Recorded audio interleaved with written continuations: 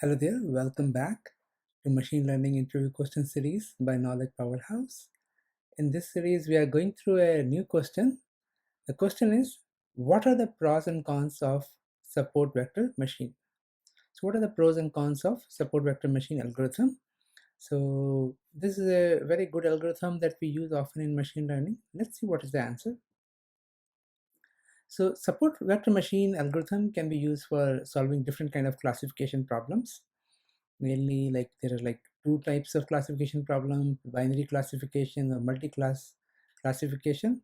And here the goal is to decide which class a new data point will be in. So if we have like multiple classes, we want to find out our data set.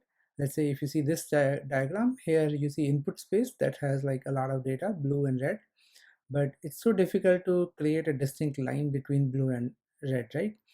But then we can find some kind of a hyperplane or some kind of a distinction by which these two classes can be separated, right?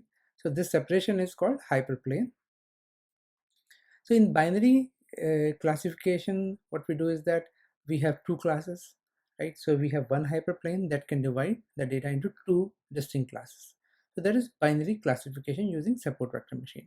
So by this diagram, it must be pretty clear to you that if we were in two-dimensional space, we were seeing some kind of a curvy line like zigzag to separate these data points. Whereas in three-dimensional space, we can have a hyperplane that can easily distinguish both the classes, right?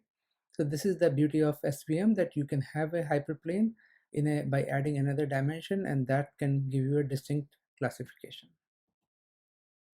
The other way of support vector machine is multi-class classification. Here, the algorithm will work to divide data into multiple classes. So in this case, we have to determine multiple hyperplanes.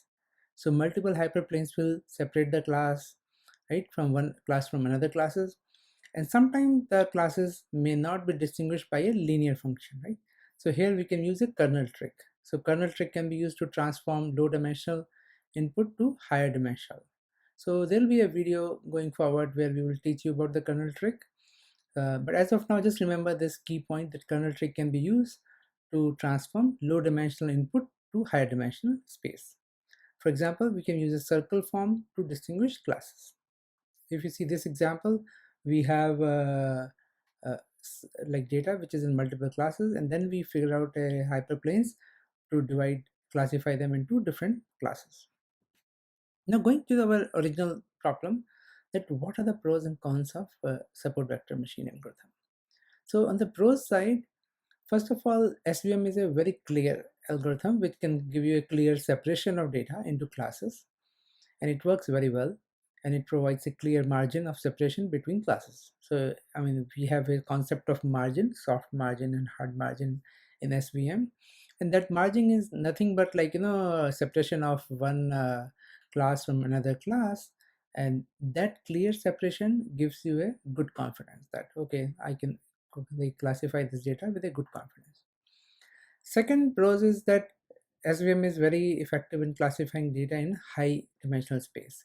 So when we go to high dimensional space, like from let's say 2D to 3D, there we can classify the data very well. So we just need to increase the dimension, and then it can give you a good distinction.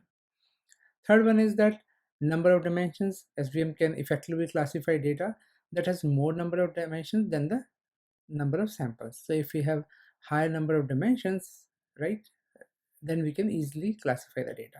So if we have some specific number of dimensions in the sample, but if we increase it, like the number of dimensions, like from 2D to 3D, then we can easily uh, classify it.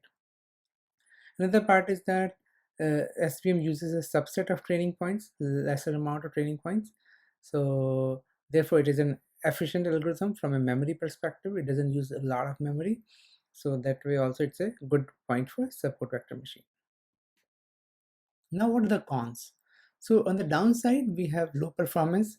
If the data set is very large, then the performance can be low on SVM because it may require more training time to calculate and identify the support vectors. The noise, if there is a lot of overlapping classes or overlapping things by which data cannot be clearly classified, then SVM cannot work well. So classes, if they are not distinct because of noise, then SVM cannot provide a good accuracy. And last point is the probability, that in SVM we just get a separation between two classes. There's nothing like a probabilistic estimate that this much is a chance that this data point is in this class, or this data point is in the other class. So we don't get a probability out of it. So it has to be distinct kind of a thing. So these are the pros and cons of SVM. So con side, low performance, noise and probability, and pro side, clear distinction, high dimension, number of dimensions, and memory. So that's all on our side. And if you have any questions or doubts, do let us know in your comments. And that's the best way to reach us. And you also mention your feedback on this. We'll be happy to answer that. And thank you, and do subscribe to this channel so that you can keep getting more information, more sessions on these kind of topics. And that way it will be very good for your career. Thank you and have a great day.